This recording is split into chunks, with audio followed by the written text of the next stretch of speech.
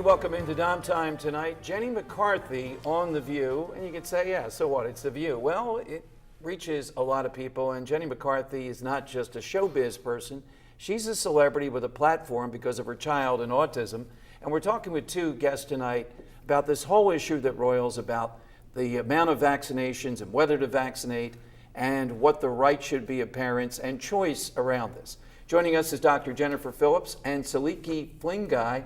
Dr. Phillips, there's something that you wanted to read that kind of states your position, I think, better and where you might be. Go right ahead. Right.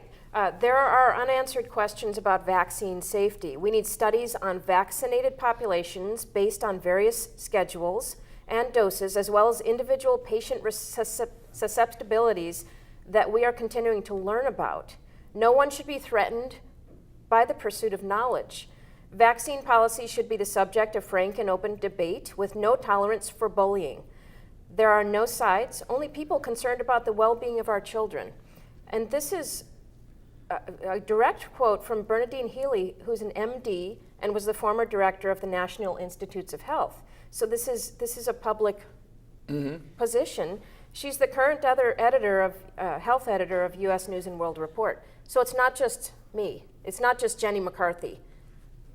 There are dozens and dozens of authors, but I think MDs, my point would be pediatricians. you and Dr. Healy are not going to be in The View. This just crass nutbag, in my view, I can't say it any more clearly, is going to be on The View.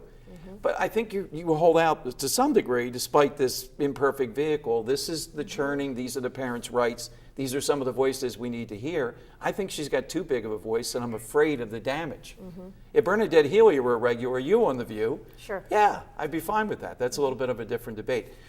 Your position on this is, I guess, coming back to the contrast, the before and after, the before vaccine versus the after. So what was it like before vaccine? I can remember, without giving away age, polio and the fear of during the summertime, not going swimming, looking at mosquitoes, that kind of thing. Yeah, I mean, before the polio vaccine changed the face of the world. Yeah, Dr. Salk, yeah. Yeah, 15,000 people in America, 15,000 children in America each year were permanently paralyzed. 1,000 died, and before a diphtheria vaccine, 15,000 people died. Every year you can expect thousands and thousands upon deaths, but when vaccines finally came onto the scene and helped change things, America became healthier, the world became healthier. And I think to your point about what the former director of the NIH said, there's a difficulty in assessing certain types of risk, and I think for example, with the thimerosal, that was a big talking point in vaccines in the late 90s. There's this big push to remove it from vaccines. And in doing so, you started limiting the amount of vaccines that could be given to developing countries, and more people got sick as a result, even when we found out that that was not dangerous at all. And so removing things before they've been shown to be harmful can actually cause more harm. Let me give you both a pointed question. And so we're almost headed back to school. What would be Dr. Phillips' position of these parents using a religious reason, et cetera, to send their kids to school unvaccinated? Do you support their right to do that? I absolutely do. This is a human rights issue. We should not be told or revoked of our right to send our kids to school if we choose not to do a medical procedure that we feel might cause them harm.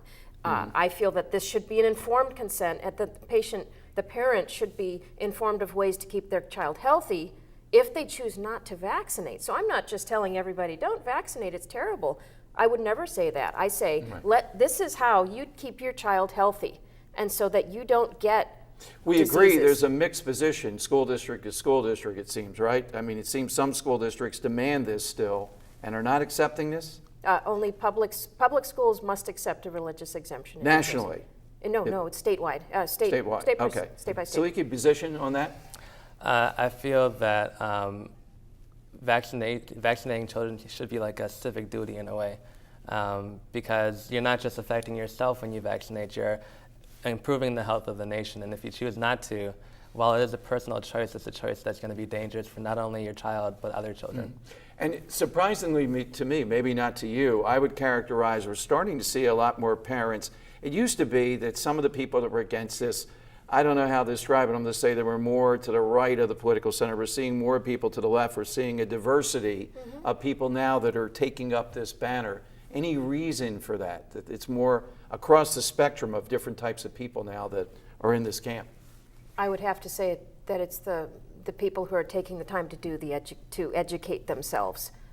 So. I'd love to be with the two of you the first time Jenny McCarthy opens up on The View, to be doing this live in real time, to be breaking it down as if we were on TV. But thanks both of you for joining us tonight. Just quick parting question, what's next in this field? Do you say what's the next breakthrough or development, or what do we see in this debate? I think now that we can hopefully put the vaccine and autism thing to rest, we can finally start spending much more time, resources on the true causes of Well, I don't autism think research. Dr. Phillips is going to say that that's going to be that's put to not- rest by any long shot.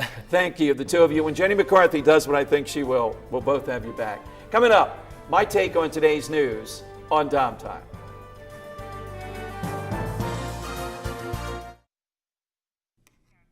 Hey, I wanted to take a moment to tell you about tomorrow night's show and to link it with something that's going on publicly right here in the Philadelphia area. Tomorrow night, we're going to be talking with a great guest about the fact that only 5 states now mandate that our kids ages grades 6 through 12 are taught about the Holocaust, mandated that they have to teach about it. I wanted to connect that to something. Riley Cooper is a name that will almost live in infamy already here in Philadelphia. The former wide receiver for the Eagles. We'll see how that plays out. I think Riley Cooper has apologized. He's been fined heavily by the Eagles, and I hope that he finds his way back to the team. Apparently, others think that's not enough, and now he has to go through a re-education and public apology tour. We'll talk about it a little bit more tomorrow night and talk about the Holocaust and whether kids ought to find out about it. Thanks for watching Dom Time tonight.